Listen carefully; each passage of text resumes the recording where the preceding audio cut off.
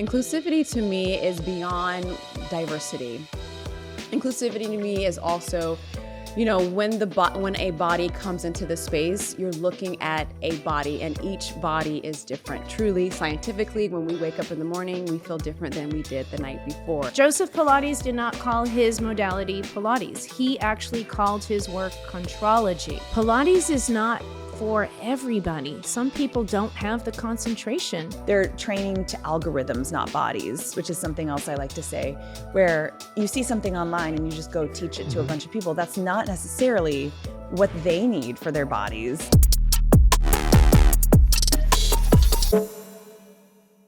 Khetanya Henderson. Yes. You are our first guest. We are at the Pilates Journal conference. It's the first time that they're having it here in the US. It's a conference that's been in Australia, and I've had a chance to know the founder, Cie'Jai, over the last year, who's just wonderful. We're coming out of a few sessions right now, and it's been really informative. And she's really kind of brought in a who's who of the industry, a lot of leaders, both new, a lot of people who are really influential in bringing Pilates to what it is today. So I'm really excited to speak to you because we were chatting before we started recording. And one of your big themes is about making Pilates more inclusive. And you recently, or you're 4 months into opening up your studio in Atlanta. So I think to kick off, would love for you to unpack inclusivity, because that could mean a lot of things. Why don't you describe to us, like, what are all the things that you're thinking about when you use the word inclusive for Pilates? Absolutely. Well, first of all, I want to say thank you for having me here. And I'm so excited to speak on this subject matter. Inclusivity to me is beyond diversity. Inclusivity to me is also, when a body comes into the space, you're looking at a body and each body is different. Truly, scientifically, when we wake up in the morning, we feel different than we did the night before. And so inclusivity is also about language and how we talk about the work, the Pilates method, how we give our cues. Our cues are going to land differently to different learners. So being aware of learning styles and how to explain what you want someone to do. Exclusivity can also look from a financial perspective. I would say our pricing are pretty on par for that region of the country. We're located in Atlanta, Georgia. But something that I wanted to offer were semi-privates, because a lot of the community can't afford privates. And I find that there's lots of value that you can have when you're working one-on-one with someone. And so our semi-private space only holds 3 people. And so our pricing from that perspective, still getting a very personal experience, is a little bit lower than what you might get if you're doing a private. Inclusivity to me also is being trauma informed or being informed in different ways. And so that you're not just coming to the space with your own experiences and how you experience the work, but how maybe someone else might be experiencing it. So we try to look at inclusivity from more than just a racial perspective. Or gender.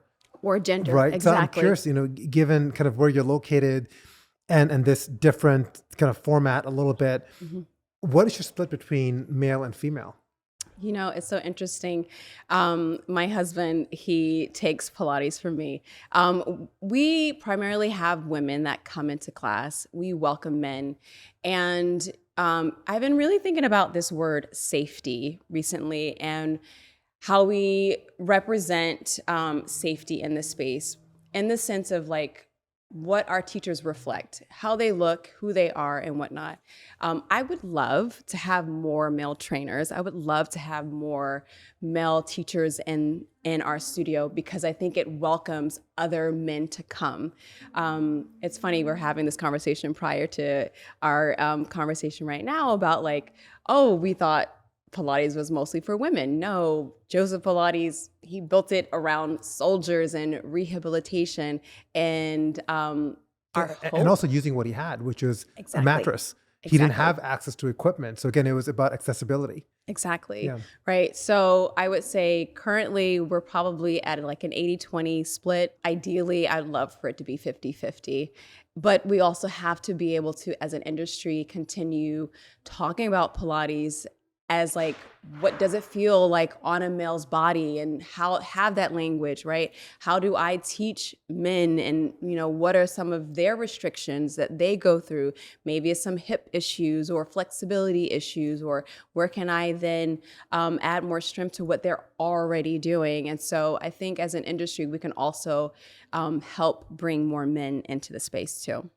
Yeah, we were again mentioning earlier, we went out for dinner last night with Julian and a few other people, and he was educating me on Joseph Pilates, and in fact he was in an army, and he was involved in boxing, and but from my perspective, as you said, it's always been a very female type of workout, I guess, and walking around upstairs, it's predominantly women that are involved in there. But you were mentioning that you bring things like your background was in soccer, and you're incorporating some of those movements in.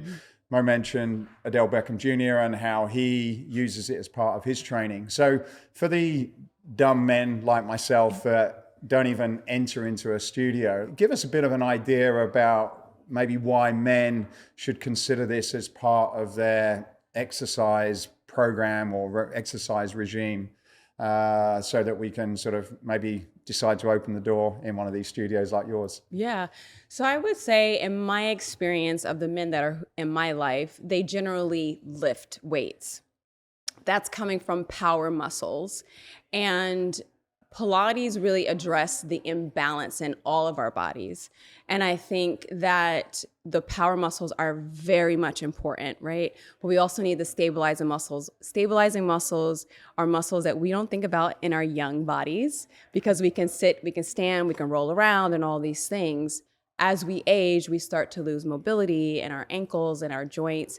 We start to lose that same type of stability. And so, my advice for men is that if you want to continue having a balanced body as you actively age, I would implement all of that into your workouts. Don't stop lifting, keep lifting, because you need those muscles as well, but add Pilates to your fitness journey, because that will just bring more balance into your body. Right. And when you say balance, then, so for me, that world, I am getting a little bit older, and things work slightly differently, only a little bit, but slightly differently. So for me, then, it's really, as well as I do some cardio and I do some traditional strength training. So for me, then, if I did Pilates, this would be sort of helping me in what way? As like how should I incorporate into my week? Would I have like one session of Pilates a week, and if so, what is that likely to do for me in conjunction with strength training? Absolutely.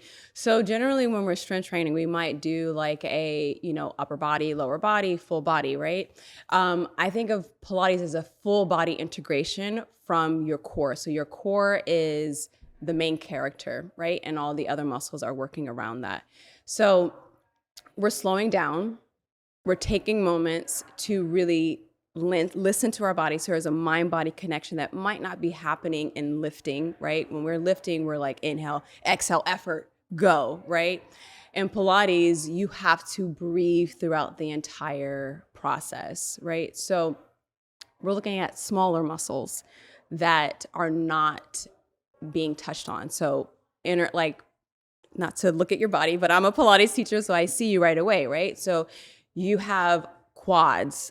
I would work on the muscles that stabilize your quads. I would work on your inner thighs. I would work on your calf muscles, the muscles around your shins that you might not be aware that you need. Grip strength is very important. Maybe we talk about how can we really help the articulation in your fingertips and in your elbows and your shoulders. These are muscles that we don't really think about that we need until we break them, unfortunately.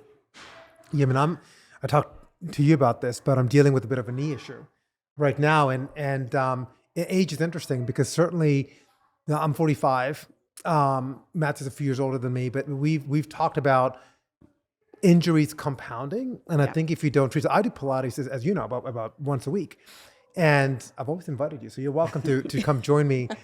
But I've seen, it's interesting because I think there's such an opportunity. We talked about this morning on the panel that addressing men, but also awareness. So for whatever reason, I think this is intentional, but when you look at how Pilates has grown, a lot of it has been through influencers, even in Gen Z, and them talking about the benefits of Pilates. We also know that, HIIT isn't necessarily healthy for you.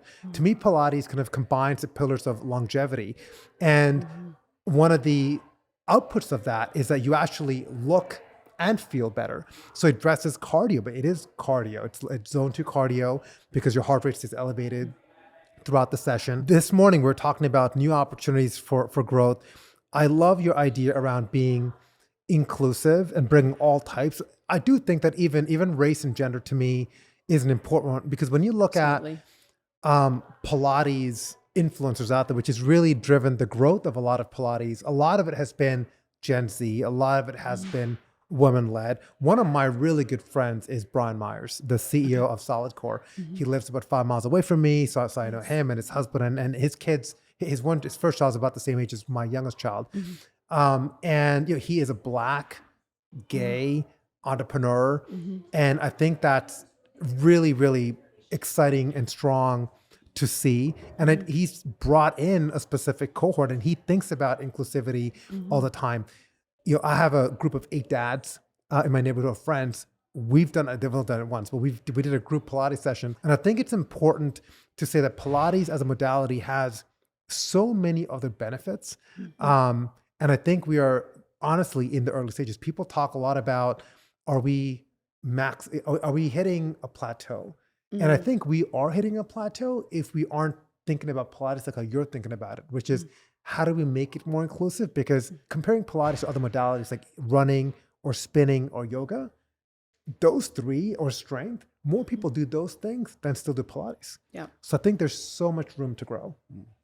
One of the things I was interested in, I'm a bit of an equipment geek, and years and years ago, I was telling Mo, we used to make these wooden Pilates beds about 20 years ago in Poland, and we sold them to a guy called Michael King, who's from I don't know if you know Michael. Yeah. He's been around for as long as I have. Yeah. And so back then there were these wooden reformers with springs, and I've had a look around upstairs, and there's all these new really cool products out there. For my perspective, and anyone that's listening in, give us a bit of an overview of what people are looking at from the equipment perspective. Like, what are some of the brands? What have you got in your studio? And just give us a bit of a picture of that part of the Pilates world. Absolutely. So there are so many brands now, which is awesome and exciting to see in the market. A big brand is Balanced Body. They are well known in the industry. They have very solid pieces of equipment. There's Peak Pilates.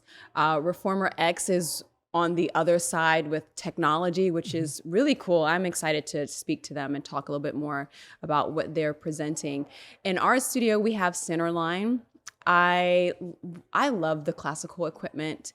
For me, in my experience with teaching my clients as well as my own personal practice, I find that the guessing is out the door. Like, I already feel it right away in my core. I know what it's working. I know how it's working. And also, my mentors helped design the line that I have in my studio. And so it's also honoring their lineage. And yeah, we love it.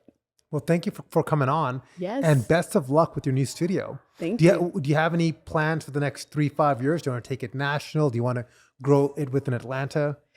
Yes, right now I'm really excited about building our community at large and building the perspective that wellness should be a holistic approach. Now, will that look like 10 studios or 1,000 studios across the world? I'm not quite sure what that is.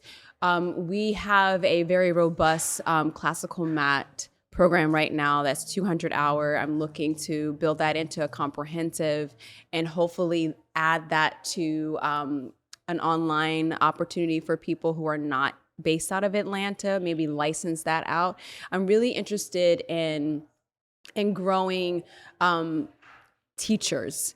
And I think where we are in the industry, that's such a great opportunity, is that we have platforms that we can speak on. There are influencers and all of that. And representation, just to come back to inclusivity, is so important. If there are any male teachers who are interested in learning Pilates, come to Atlanta. I would love to train you, because representation is really important. And as we continue growing as an industry, if we have more passionate teachers who are interested in empowering and really giving back to people in a way that makes them feel better in their bodies, in their mind, and in their spirit, that's really what I'm interested in contributing to. So I don't have a full plan of what that looks like quite yet, but for right now, we're trying to beef up our studio and bring more people in, and our teacher training programs. Have you got a website, a social media page where anyone can check you out? Absolutely. On Instagram, you can find us at The Crew. So TheKKRU. The KRU and KKRU stands for Keep Reaching Up. And then if you want to check out our website, you can check it out at k-kru.com. Well, thanks very much for your time this morning. Thank you for having me. Thank you. I'm excited to introduce Maria Leone, who is a really well-known personality in the Pilates world. You've had one of the longest running, maybe the longest running Pilates studio in the LA area, almost 30 years, right? Yeah. Beverly Hills, not just LA. Man. That's Beverly Hills, right. that's true. 90210, baby. And thank you for coming onto our podcast. We're here at the Pilates Journal Conference. You are also a master instructor. Why don't you tell the audience a bit about how you came into Pilates? I found Pilates at NYU. I was there in the dance department. There are 2 dance departments, so I was in the one in the School of the Arts. And they were long days, and at the start of every day, we had to come in even earlier to do Pilates. Now, the Pilates we were doing was really this very fundamental exercises, small little baby exercises, and I really didn't like it. I was very frustrated by it because I was young. I didn't understand how this was going to translate to my dance technique. I had to be at NYU a half an hour earlier, and I didn't get it, to be honest. It wasn't until I moved to LA and was exposed to the equipment that I was like, oh, like this is physical. I like this. Like this can help me. Now I'm interested. And it became, to be honest, my waitressing job between dance gigs. Became your waitressing job between Teaching Pilates was what I did instead of waiting on tables. So Okay. I was very involved in the LA dance scene, film, television, Paula Abdul, things like that. And, that's never full-time work. And so in between, I taught Pilates. And that would have been the classical Pilates.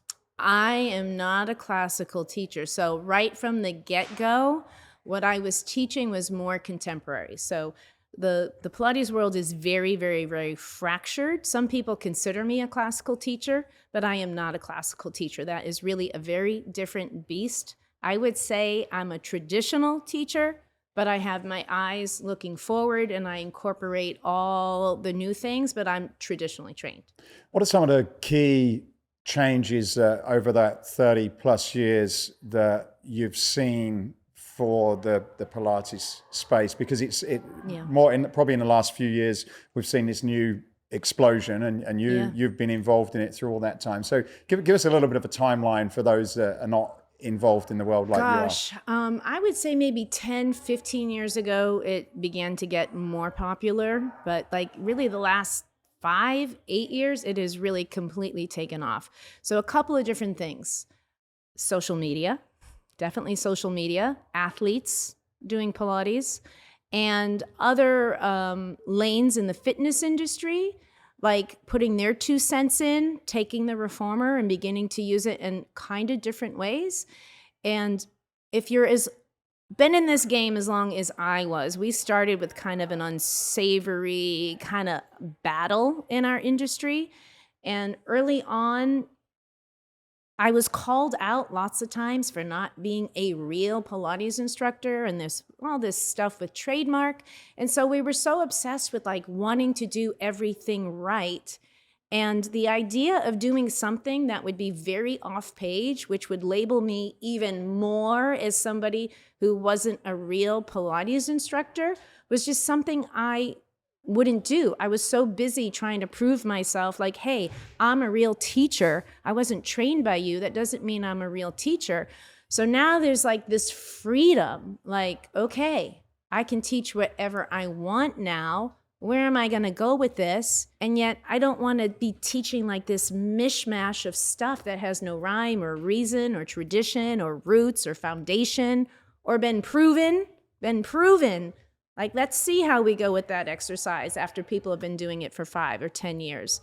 And plus you're calling stuff Pilates. So if you're really off page, just call it reformer fitness or something else, but don't reference that it's actually Pilates. So that's how I see this big swell. This episode of the L.I.F.T.S podcast is sponsored by eGym, the company behind some of the smartest strength equipment on the market. eGym is more than just machines. They've built a full ecosystem that gives gyms and health clubs the tools to deliver personalized, data-driven workouts to every member automatically. Their WellPass platform is also helping companies worldwide improve employee health by providing access to top fitness and wellness providers via a single subscription. It's all part of eGym's mission to transform healthcare through exercise by making fitness smarter, more connected, and more impactful. Check them out at egym.com. Well, I think Pilates has inspired a lot of different types of movement. It's also improved in awareness as well. You look at brands like P-Volve, which I would say is Pilates inspired in a lot of ways. Yes. There's also floor-based examples of Pilates. Connected platforms like Peloton has had Pilates using bands, and a good friend of mine, Kristen McGee, just went on Tonal, and I have a Tonal at home, and I tried doing some of those Pilates movements. So there's Pilates has now, I think, taken on a whole new meaning, and I'm trying to kind of anchor on what is that meaning, and I've always kind of come to maybe it's related to the type of movements that you're doing, the repetition of those movements, or maybe it's tied to fundamental concepts like time under tension, potentially focused on posture and balance. I mean, what would you say those anchor Well, listen, principles are? I really think we need to define ourselves. There needs to be different categories. Pilates needs to have 2 or 3 different lanes, the same way yoga does, right? It's yin yoga, it's vinyasa, it's hot yoga, right? There are different lanes. We need different lanes in the Pilates industry. There are people in the world that think what they think Pilates is on a reformer is not what Pilates is at all. So I think Pilates is really going to depend on where you came from and what your background is, but certainly I think the most important thing to remember is that Joe Pilates called his work Contrology. Contrology. Okay. Walk us Yeah, through did you that. guys not know that? No, did not know right, that. we've learned Seriously? something today. No. That is funny. Okay, so yes, Joseph Pilates did not call his modality Pilates. He actually called his work Contrology, right? So this union of breath, movement, awareness, control. That was what he called his work. So whether you add a strength training component to it, and to be clear, he didn't design it to be strength training either, okay? But so if you're going to add a strength training component to it, if you're going to add an aerobic component to it, I love it. But that the very basis, at its very, very basis, Pilates is about control, and it is about the union of your body and self-awareness and feeling where you are in space, body awareness. That's why the Pilates began to get popular finally when the mind-body fitness era began. That's when Pilates began to get some attention. Before that, nobody knew who he was. There was nobody interested. There was no one going to his studio. There was one studio in the whole United States, you know what I mean? So now cut to all of this, and it's, it's aerobic, it's this, it's for... Okay, like I really think I'm seriously suggesting the name Reformer Fitness for all of you. Okay. Make it Reformer Fitness and have Contrology within it. And perfect, I love it. But don't call yourself Pilates, I don't think. Okay, well, That's my suggestion to the the fitness fitness community. world as a whole. It just clarify things. Well, we were talking right before you came on, and a topic that is of interest to you is related to safety. And like any modality, whether you are in running or CrossFit, even CrossFit had almost like 100% injury rate if you did a lot of CrossFit. Injury is something that as an industry, we want to really work towards reducing in general. But a lot of the injury really stems from improper training or overtraining or just lack of kind of knowledge in a specific movement and doing movement the wrong way. I'd love to get your perspective on that because you've got some experience there. So my side hustle is working as an expert witness in Pilates injury cases. And Pilates, one of the things that drew people to Pilates, one of the first like sects of people to latch onto Pilates were actually people with chronic pain. I'm going back now like 20 years, right? Because they had gone and tried all different kinds of things. And like lots of times as a last resort, they would come in and try Pilates because they had heard somebody had had success. So Pilates began, when it began to get popular, it was because of it's so safe on your body. Like people turned to Pilates so that they wouldn't get injured because there was focus on form and placement and breath and all that other kind of stuff. Contrology. You learned how to control your body. You learned how to have a muscle pattern before adding load.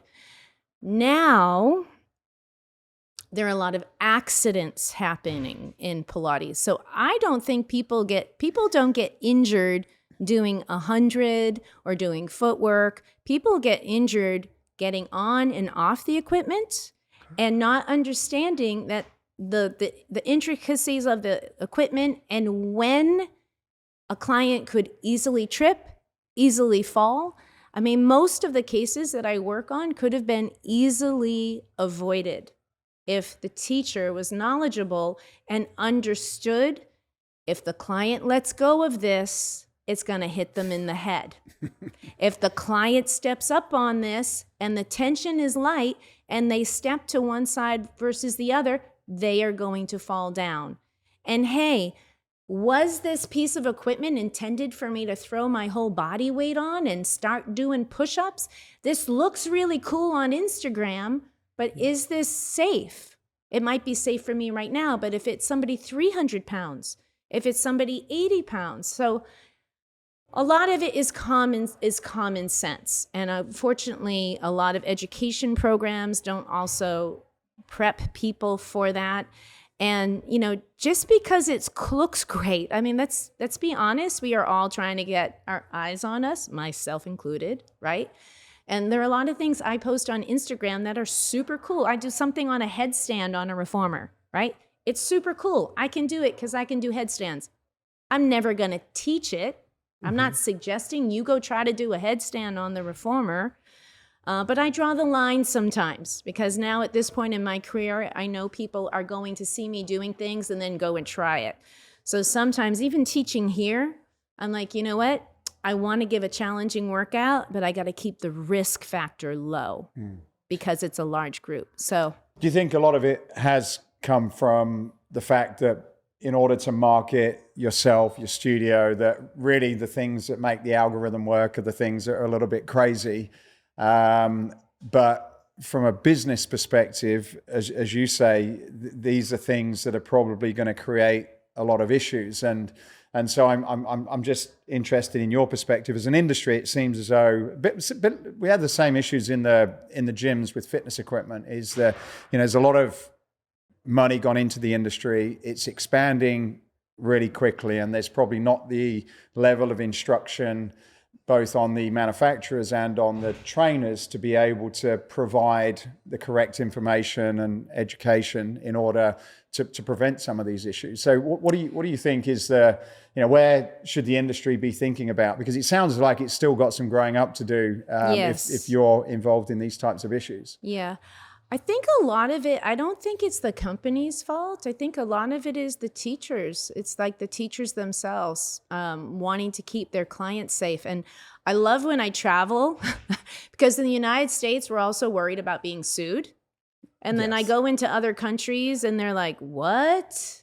And I'm like, oh my gosh, no one here ever gets sued. So like there's the legal stuff about it, but then there's just like the straight up emotional part of it. It feels crappy when someone actually like falls or gets hurt when you're teaching it.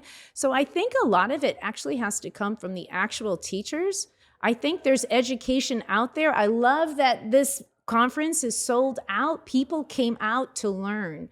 And I think if you have the passion for this, really, if you really have the passion for this and for teaching people, you naturally want to learn. I try to train teachers to stay curious about things, not just do what I do, but like actually be curious about it. So listen, equipment manufacturers, they want to sell equipment.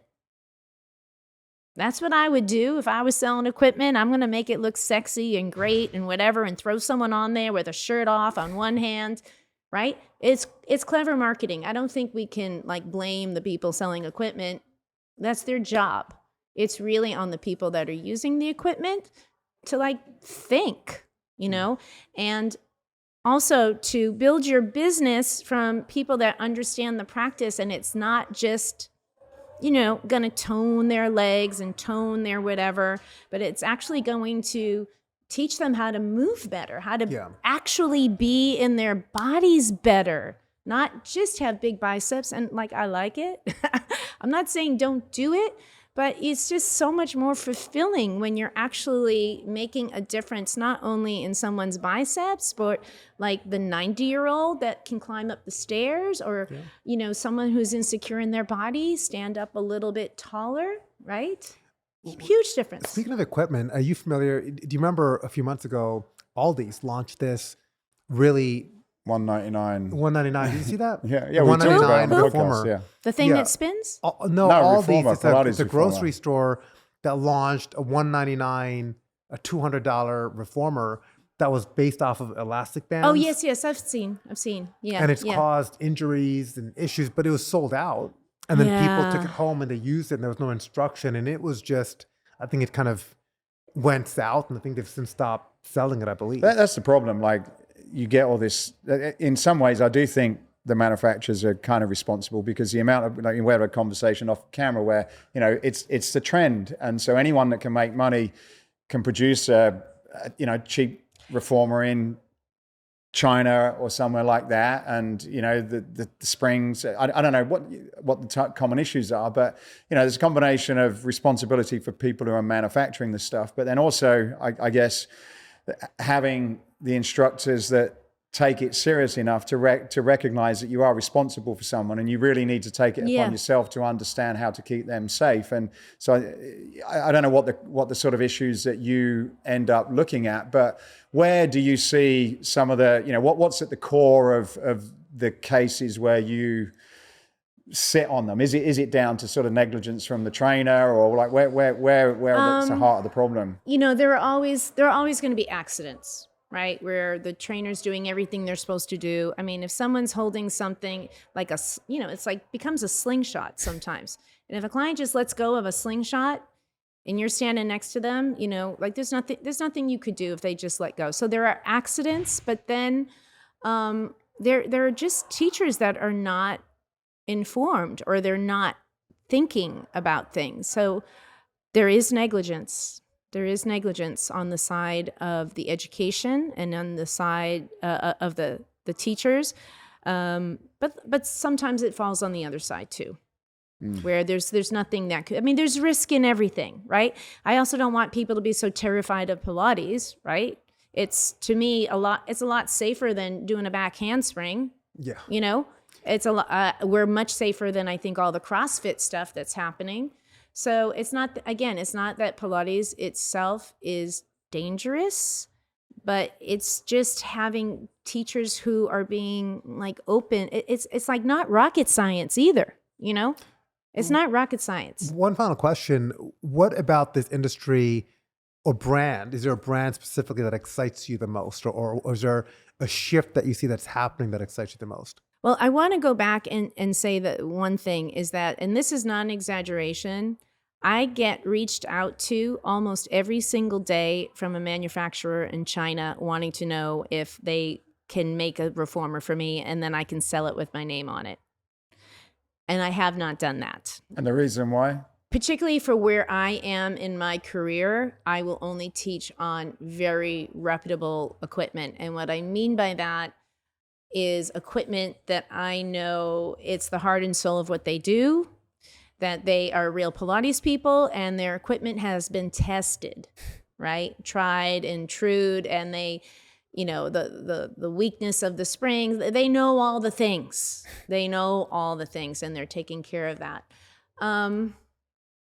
The most exciting thing that has happened, well, I guess like the most exciting thing is also the scariest thing, which is like all this technology and the, you know, like the Peloton model of having a screen and Yeah. and doing it, training with a teacher, and then of course, then how safe is that going to be? Also, Pilates is not for everybody. Some people don't have the concentration to be there. Okay.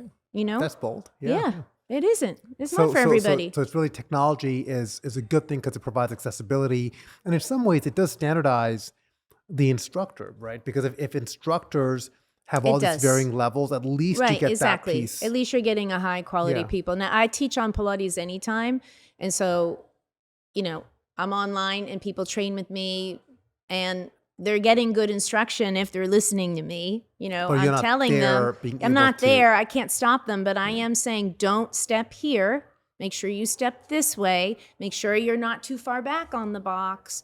You know, so I'm drawing their attention to things that could go wrong. But, you know, there's all kinds of people that don't pay attention to anything you said. Have you guys taught fitness? No, we have not taught fitness. Oh, I have you guys should. Why? You should just try to teach somebody what you think is a simple movement. Try to teach somebody I don't think a it would be that- squat, it'd be and you'll hard. be shocked. It is. I mean, I think I don't do it because I know how difficult. I have done things like ride podium at a SoulCycle class a few times. Yeah, And that is just, it is a skill. it's a skill. It is a skill. I think, and Yeah. I think translating that to something on camera is another skill also. So Mm-hmm. I think, are you sort of saying then really people can underestimate how difficult it is to actually successfully teach people, particularly through a digital format, safely? Well, both, in person or digital. of Yeah. It's hard, yeah. Yeah, both. Yeah. Both. So to your point then, digital could be good, but also it could be a risk if not done correctly. Is that? Everything's a risk if not done correctly, but you can be right there next to your client holding their hand and it could still not be done correctly. Right. That's just the nature of the game. So then, if you know you got a client like that, then you're taking all the risk factor out. You know, you have to adapt. We have to make sure the motion is straight ahead, the back is supported, it's safe. We're not doing anything complicated. You just have to kind of teach to what is in front of you. Now you get somebody else that's a great mover, who's strong, then you can do whatever, who's a great listener, who has good focus. Like that, if you're really teaching Pilates, that's one of the most important things. It's not how strong people are, it's how focused they are. Yeah, that's quite interesting. Yeah. I can imagine that because I'm not in that camp. You have to tell me 10 different ways until I get it. And having someone there, particularly someone like Pilates, I think I'd struggle for someone on the screen to do it. Like I need you to like be showing me all the things for it to go into my head because you're sort of thinking of other stuff. Yeah. So I think that's interesting. And would you say Pilates then is different from, and I guess I'm answering the question, but from other forms of exercise like strength training or HIIT training, you know, is it the fact, Totally. right? Well, and again, it's always back to the eye of the beholder. Now, Pilates is changing a lot. I've taught a workout that's a HIIT workout. I am definitely adding strength training to what we do at Bodyline. I'm very interested. I'm going to be 60, so I'm in that category of people that needs to like really be doing strength training and incorporating that in. What did you ask me? Well, I was asking if you know, and because I don't do how's it Pilates, different? so I was learning that from an instructor or instructional material, is it quite different to teach something like Pilates because of the concentration requirement than a strength training workout or SoulCycle or whatever? Well, we don't do those sets, and now you got time in between to recover. Typically, again, talking traditionally, it's a nonstop flow, right? And breath awareness and concentration is part of it. That's part of the benefit. So Pilates, when taught well, is almost like a moving meditation. That's what it is for me, right? So it's very different concept in that way, that whole mind-body part of it. And what it does a lot of is functional strength, right? Functional strength. So that was a lot of the attraction. And back in the day, because one of the first groups of people to really take to Pilates were professional dancers. And plus, Pilates was located in New York City, right next to School of American Ballet. And so a lot of ballet dancers were the first sort of disciples of Pilates. So then it became synonymous with long, lean body. And of course, on Instagram, it's like this whole Pilates body thing, right? Because a lot of us in the industry, which is not me, I don't have the typical dancer body, but long, lean, you didn't want to build muscle. And there was a time and a place, clients would come into me and say, well, I don't want to make my legs bigger. I don't want to make my arms bigger, or like, let's not work out my biceps at all because I don't want them to get bigger. Like that was a thing for a long time. And Pilates, we did not, we would say we don't cause hypertrophy. Like we're not building muscle. We're not trying to build muscle tissue. So that was great until cut to, well, now you're over 40 and your muscle loss is Accelerating. Yeah, accelerated. Yeah. And so like, this is like a new concept. It was a new concept for me. I honestly, I was like, oh my God, what am I doing? I'm losing muscle mass. I can't just do Pilates, or I have to change the way I'm doing Pilates. Like the house was on fire. Like, oh my God, why didn't I know this? So now I'm changing things up. And even it's affecting even how I'm teaching Pilates, like with the spring load and adding things that are not traditional, like big no-nos that would not be Pilates. I would be called out. I'm sure I'm going to be called out. I get called out a lot by people who say don't teach Pilates. Oh, okay. That's how kind of dysfunctional parts of our industry are. Well, look, thank you. We could talk for a long time. We certainly could. I love talking about this stuff. I could talk and talk and talk about it. Well, thank you very much for your time and for your insight. I've learned so much from this very short conversation. And you will definitely, I mean this, expert. Please come to my studio and let me train you if you're ever in Beverly Hills. Please come as my guest. Well, you're pretty close. Have you ever done Pilates? I've done it once at Equinox in Newport, but I feel I should make an effort. I would love to train you, just to give you a real taste of it. I do Pilates. You do Pilates? Yes. Oh, good. I'm glad to hear that. Well, I'm excited to speak to Andrea Speir. Yes. And we'll get into your Pilates company and all the different things that you do. But we've run into each other and been introduced a couple of times. And you've been working with a few brands. And I'm excited to learn about what you're going to be doing next. You're definitely well respected in the Pilates industry. In fact, the person that we just had on prior to you said that she was trained by you as well. So that's really exciting. So we were at the Pilates Journal Conference, the first time they're having it in the US. And I was really excited to see Cie'Jai bring it over here just because Pilates is literally everywhere, you know, and we're both in the industry. And I'm still trying to get Matthew to a class. But it is everywhere. It's kind of taken over the world in this category. So thank you for coming on. Yeah, thanks for having me. You were having a chat earlier and talking about classical and traditional, which I didn't understand. Classical and contemporary. Oh, classical and contemporary. So maybe start there. Like give us or give me an understanding of what's the difference of the two and why you chose a particular route. Yeah, so we started Speir Pilates 10 years ago. And at the time, the Pilates industry was so different than it is now. We're having such a boom with Pilates in this moment. But 10 years ago, it was mostly private Pilates studios. So I'd been teaching at that point for 10 plus years, doing just one-on-one sessions, but immersing myself in other modalities and collecting other certifications in spin, ballet bar, personal training, and infusing parts of those modalities into my private Pilates training. So adding in high intensity interval training, prop use, dumbbells, heavier lifting, and experimenting with how that would reach other folks. And so my goal then, and it still is to this day with Speir, is to make Pilates more accessible and inclusive. And one of the things with the style was classical Pilates is what Joseph Pilates designed in his exact order with the exact exercises. So with contemporary, it was folks like me starting to take these other ideas of fitness training and infuse it into the integrity of Pilates. So we're keeping the methodology, which, things from how we cue and how we connect with clients to, he brings clients from lying to sitting to standing, working from the core. There's all these specific things he does. So it's keeping that, but starting to add in elements that someone who's used to going to the gym could come in and take a class and it wouldn't feel as daunting. So that was one of my things, is how do I get my clients to reach their goals? If it's a 49-year-old woman and I know she needs to start focusing on bone density if she hasn't already, I need to start fusing in time under tension, progressive overload, all of these different elements from strength training into her work on reformer. And those folks kind of playing with the method, that's where contemporary came from.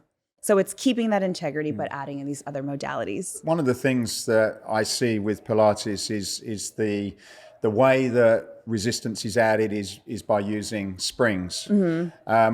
So going back to your approach where you're fusing different things in there, like what if we kind of break it down to its sort of like base parts, like what about the springs is quite unique in the way that you get a training effect from your perspective, would you say? Well, the great thing about the reformer is you can adjust the springs for an all level class. Everybody can be working to the level that they need and what you need day to day. So if you slept funny last night or want to focus more on X, Y, or Z, you can play with the weights. And one thing actually I'm looking at as I forecast where we're going next with the market, we're having this huge, like we said, we're having this huge global boom of Pilates right now and exploding on digital as well. So it's everywhere. And what we're seeing and what I'm seeing at the studios is people are coming in and applying to work that may or may not be certified at this point. So there's a lot of influencers that are teaching reformer-inspired workouts online or trying to come in. So as I look at what's happening, I think the saturation of our market is actually a huge opportunity in that it's asking folks who understand the methodology of Pilates and the value of it to step into their expertise. But we also don't want to say that's not what the market is, that's not what's happening. It is what's happening. So you have to embrace it, understand it, or get left behind or, awash in this, all of the targeted digital ads that everybody's getting. So back to your point, I think it's a lot of what are the conversations being had right now? What do folks need? What are they looking for? And I'm not saying you give up what Pilates is, but how are we speaking to these clients? How are we looking at our class programming and the names and showing them that we teach what they're looking for? Because from the client's perspective, this is super confusing too. They don't know who teaches what they need. So it's us stepping into the knowledge that we have to show them that we have that offering, including heavier lifting, strength training, stuff that feels more accessible to them as well. I've seen a big change. I've been in the industry for about 15 years. I've been in fitness almost my whole life. And I remember the first Pilates experience I took was at an Equinox in the city. Yeah, me too. In I New got York. a free session. Yeah, and it's behind this glass kind of door. And yes, because they're trying to get you to take these private classes, but it was incredibly exclusive, both the Megaformer and also just even the fact that you have this door and you're kind of peering into something that is beyond reach. Yeah. And now we're seeing equipment come onto the floor. To your point, digital has played such a significant role in providing accessibility, but even the evolution of the modality to it being, I think as an industry, more from the Pilates side, there was this air of exclusivity to saying, no, classical Pilates is, and in fact, a lot of classical Pilates people, I remember speaking to them 5-7 years ago, they almost looked down on contemporary, right? They're nervous because it's different. But I do understand where they're coming from because you see people coming in and to use, a phrase, throwing spaghetti against the wall and seeing what sticks. They're training to algorithms, not bodies, which is something else I like to say, where you see something online and you just go teach it to a bunch of people. That's not necessarily what they need for their bodies. So because that's happening, it's making the classical folks nervous because it's losing sight of what makes Pilates special and unique and why it exists. So, and just to jump in on that then, so what if you take away the terminology Pilates, like from what I understand, you've kind of got this spring-based resistance, and I've seen a number of different machines. So you've got the ones that are sort of like and a it gets bed. harder. So the further you go out, it actually gets harder. So it's like a progressive it is type progressive, of and resistance. the maximum weight is at the point of extension. Okay. And then you do this point of extension, you got to hit class with me, and then you do these movements, Yeah. right? And then micro movements. And that's really where you're using your whole body, and stability and imbalances get corrected. So that's what I'm thinking. If you take all of the words away from it and look at the machines in terms of what they're doing, so really, if you boil it down to what works about Pilates, it's a way of sort of strength training, but a lot of the small muscles and the way the resistance works, let's say different to maybe a dumbbell, is that you get that resistance right at the end of the range. And so when you're thinking about your way you do things contemporary, are you sort of thinking about it in terms of starting with the client, as you said, and what they need and how you can apply this style of adding resistance, or how are you thinking about your direction for training your clients? yeah, that's for me with my programming. I think about it, even though I'm a classically certified teacher, I look at it more from a strength training perspective of programming blocks. So no matter who it is, I'm going to warm up their body. And based on what I know I'm going to be working and targeting with them, I know I'm going to warm up everything, posterior, anterior. We use the springs, again, to help either with control and support, or we take them away to remove support and stability. And then I work upper body, core, lower body, and then I'll do a cool down. So I look at it in this 3 to 5 block programming. And my springs, the interesting thing about Pilates is springs could either help you by holding the carriage in while you do a bridge, lifting your hips up and down, or you take all those springs away and it is hard. That's all body holding it in. So sometimes they're helpful, sometimes, taking them away makes it more challenging. And that is a unique thing about Pilates, that you have to really understand the body to know how to alter those springs for your client. Because I guess it's almost like I've done one. I did it Equinox many years ago. That's the only time I did it. But I guess so almost like controlling this machine is that you've got that kind of balance that's going on because the machine's sort of moving you in different directions. So you almost got the balance and the strength going on at the same time. Yeah. And the reformer is great because it puts you in proper alignment. Okay. So the shoulder blocks put your shoulders in the right place. You learn what, your neutral spine, all these things that we say, but you don't necessarily need to throw an anatomy lesson at your client, but you're teaching them how to take it into their daily lives and universal truths, all of that can be applicable. So I think that's a big thing for instructors to understand, is you want to sprinkle in anatomy so they're learning why they're doing things, but not dump a bunch of information on them and they have no clue what you're talking about. We need to meet in the middle on that. But yeah, so essentially it's resistance training from the core. And, even if you're doing something lighter, it's all about going in the stabilizing side, getting your hip in proper alignment, working around the joint. That's unique to Pilates. I see a lot of Pilates recommended in PT as well. Totally. I just want to shift gears slightly, kind of given where you're taking Pilates, GLP-1. In my neighborhood, you have to get GLP-1s in. We got to get GLP-1s in because, look, I always sit in my neighborhood. Everyone's skinny now. I live in just outside of DC, and the growth of Pilates and how many, even speaking to my neighbors, who say, "Okay, I've gotten on a GLP-1 and I started taking Pilates." There's so much that Pilates offers for people who haven't worked out before, and so looking for a guided class or a method. It's so good because it combines cardio and zone 2 cardio. It combines strength, it combines time under tension.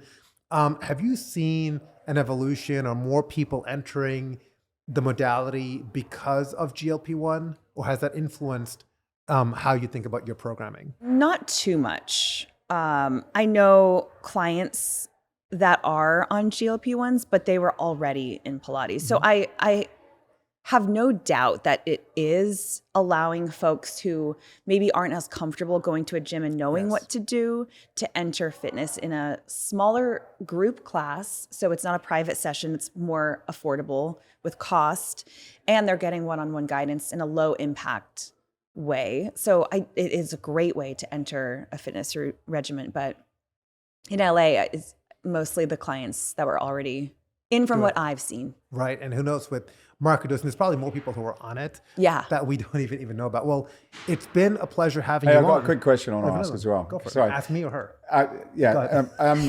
Do you see there's, and this is my perception, but like with you being a little bit more contemporary, like is there a division between the people that want to keep it as it is and the people that are maybe more progressive? Is there a sort of like a divide, or does everybody sort of live quite happily with the two directions? Like where would you say the industry is now with those sort of two directions? There's still a divide.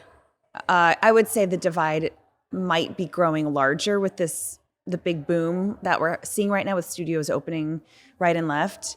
I do think, though, I see a lot of negativity on social media, especially when someone will post something and the comment section is kind of, tearing apart that person, saying that's not Pilates. I think it really is this moment back full circle to what we started talking about in the beginning with the opportunity of the saturation is for that instructor who wrote the negative comment to look at that and see, why does that make you uncomfortable? How are you solving for that in your own offering? And how are you marketing to that? How are you letting people know your product is different than that? So we need to come together as an industry and support each other, because if people have good experiences everywhere, that benefits everybody. One person goes to a studio, has a bad experience, they're not necessarily coming back to anyone. So it benefits all of us to do things like we're doing today, coming together at the Pilates Journal Expo, having conversations, forming a stronger community, and having these real conversations, because it's in the best interest that we do come together and focus on unity in that sense. And the last one, you mentioned that the market is starting to get quite saturated. I know obviously the big cities, LA and New York, they're everywhere, and there's got to be a point where suddenly the market's going to crash slightly. Like where do you see the market at the moment in those big cities, and what do you see is likely to happen when suddenly the competition is so much that people are having to compete on price because there's more supply than there is demand? Yeah, I see that the studios that have been around for a long time are sticking with what worked 5 to 10 years ago. And that's a dangerous place to be, because they're not adjusting their marketing to speak to this person who's used to AI powered personalization, metrics and data, and all of these things that we're learning as a society. This is becoming a part of us. These studios from before are stuck in what they always did. And the newer studios are putting out their aesthetic photos, they're marketing on social media, they're doing all of these things, but their product hasn't necessarily been thought through as much. And I'm generalizing, So where I think the give and the take here is people will go to the aesthetic studio, but they won't stick with it. We need these studios that have been around for a long time to start to have conversations about marketing their product and speaking to these clients to get them in. It's affecting everybody, because we're losing clients through membership retention is dropping because they want to try everything. They have so many options. So you see just a huge dip. People are still coming in, but they're not committing to membership. So that's one of the biggest changes that I've seen having studios for 10 years and seeing this whole wave happen to survive all of this. It is looking at this in how do we get these members in? So at my studio, we're doing things like once a month R&D classes with our members, showing them something that we're playing with, getting their feedback, pouring into them monthly perks for members that aren't necessarily discounts or sales or specials, but what's the value of being a part of this community and looking at it beyond programming and marketing and all of those things. It's really, how do we create a culture around this so it's not just show up whichever studio your friend's going to that day, and we can grow that membership base back up. One quick question: is ClassPass a friend or a foe, in your perspective? ClassPass is tough because it is a friend in the sense that it gets you in front of a lot of people through a different app, but it is a foe to your memberships. Because when you talk about the consumer Yeah. wanting to move around and rotate around, I would think that ClassPass has a role to play in that. Not a lot of conversion from ClassPass Right. because they want to be able to go That's lots right. of places, and you Yes. don't make very much profit from a ClassPass spot in your studio. So it is a foe. The positive is if you are a new studio, especially in a new region, Gives you the traffic. everybody sees you pop up on a big app. So they all come in, and then it's up to you to try to get them to come in, but it is a harder sell. Okay, well, thank you so Excellent. much for being on. Thank you. Yeah. That was great. Yeah, of course. We're here with Cie'Jai Zarb, the founder of the Pilates Journal. Can you give us a bit of an overview? So for anyone who's listening to the podcast now, we've got a number of great presenters and guests on. Give us, you recommended a number of these people to us. Give us a bit of an idea on some of the people that you chose and why you thought they'd be interesting guests for this interview. Absolutely. So the Pilates industry these days is really diverse. There's so many exciting things that are happening in the industry at the moment. It's booming, it's growing, and so many different people are taking the industry in different directions. So what we curated over this weekend at the Expo was really an opportunity to hear from voices that perhaps some parts of the industry don't often hear a lot from, but also some industry leaders who are allowing the freedom in the movement and the expression of the movement and creating license to do things differently, which is kind of exciting for the industry at large. It's a very old industry, it's 100 years old. It's been around for a long time, but of course not everyone's heard of it or experienced it or felt it out in their bodies. The magic of Pilates is really about the time spent in it to understand it deeper and what that can give to you through your life, the different lifestyles, your career, your mindset, but also your ability to synthesize information and understand movement in your body and what you can do as an athlete or whatever sport you love or you'll love to enjoy. So we've curated a bunch of people here who are leaders in the field, people who are shaping the industry in Pilates, people like Maria Leone from Bodyline LA. Maria's been in the industry 30 years. She has a pedigree unlike most. What Maria brings to the conversation is she's a master trainer for Balanced Body, one of the biggest companies in the Pilates industry at the moment, but she brings a lens of contemporary into this conversation and license to see things slightly differently and really work more closely with what the client needs in that moment in the modern day world. So she brings that lens. Tracy's been around, Tracy Mallet, for a very long time as well. Tracy has a background as a real entrepreneur in the space. She's really worked in the bar side of things, the bar method. She's really lent into Pilates in creating platforms to help instructors grow and thrive, helping them on their career path and their trajectory to become better teachers. And then we've got people like Sean Bagara, amazing human. Sean is really sort of pushing the boundaries of Pilates, right? I'm sure you guys will have a fabulous conversation with him about that. And Sean is really getting people to reassess strength training and athleticism through the reformer, through other apparatus, and challenging the notions of what can be done with that equipment. So it's really exciting to hear him pushing the boundaries as well. We've got other people as well, like Andrea Speir. She's obviously a really, really cool operator and also someone that has that real enthusiastic nature, entrepreneurial spirit. The Speir brand in Pilates is huge in our industry. It's also a very contemporary vibe, bringing in younger demographics into the Pilates industry. So she's targeting people that perhaps wouldn't have gone down Pilates as their preferred workout method. But has their deep roots in the classical system. So she just understands the roots that make Pilates so unique and so special. So we've got lots of different people across the weekend that bring lots of different skill sets and really inspire people. And it's interesting because your conference and your brand is called the Pilates Journal. And one of the things that I've learned over the last couple of years as I've gotten more into Pilates is that even the term Pilates has some controversy around it. When you think about, and you've named your event based off of Pilates, it really is, and just to what you've explained, it really is this broadening of the tent. It's about expanding the tent. And inclusivity is a theme that I keep on hearing over and over again, even walking through the expo. How do you view the term Pilates? Yeah, great question. To your point, it's really about inclusivity and accessibility. And the way we do that is by broadening the term of Pilates. That's a really important, critical thing that the Pilates Journal does. We give voice to lots of different types of Pilates in the industry. We're not laying judgment or space on what's right and what's wrong.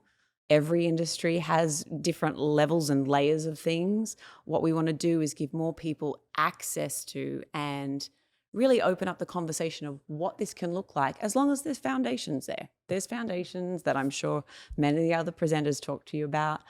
Joseph Pilates created it. He had very strong ideas on what that is, but people took it from him and also adapted it. So the methods always had some adaptation. We're just having intelligent conversations about what that is now and what that does for different bodies. So it's an exciting time to be doing that. And for me, Pilates is really about creating this community where there is a place for everybody. Everybody in Pilates talks about there's a space for Pilates for everyone. Pilates is for everyone. It's kind of the language we use within the community.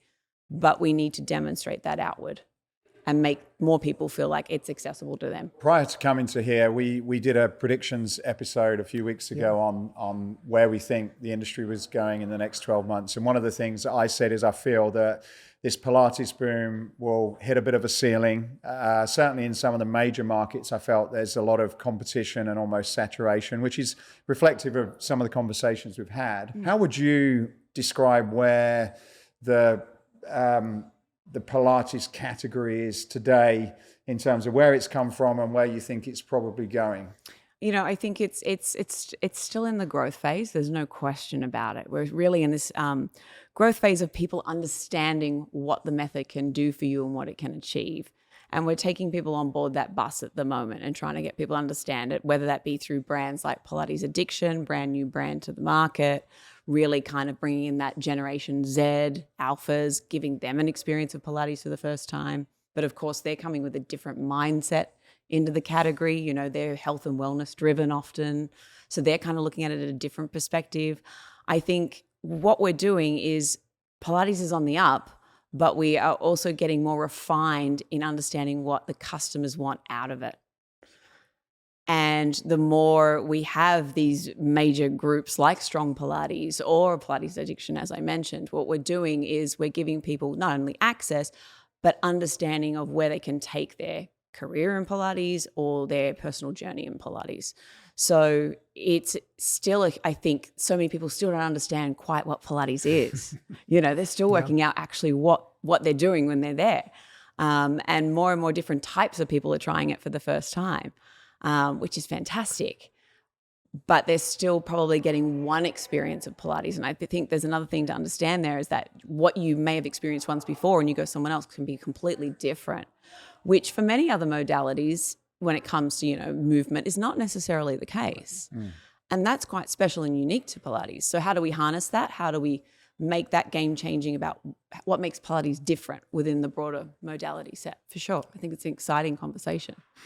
We have a lot of our listeners who are operators, but we also have a lot of vendors and suppliers listening to this podcast. And I could speak to one as myself. Certainly you can as well, Matthew. But when a vendor should think about Pilates, it needs a nuanced approach to it. You just can't apply what you apply to boutique fitness. To the people who are listening, number one, why should they come to your event and follow you and follow, what's happening in Pilates? But just talk through the nuances with this modality, with this industry, and why vendors cannot just take an approach that works somewhere else in fitness and just bring it right into Pilates? It's a great question. It's a really great question. I think there's a couple of things here. So with Pilates, there's so much depth to the method, and that sounds simplistic to say, but it is something that grows with you through stages, as I mentioned earlier, and it is a thing where the longer you do anything, you get better at it. You get better at the skill. You understand the skills required to action something, to fire a muscle, to make something change in the body, to shift something.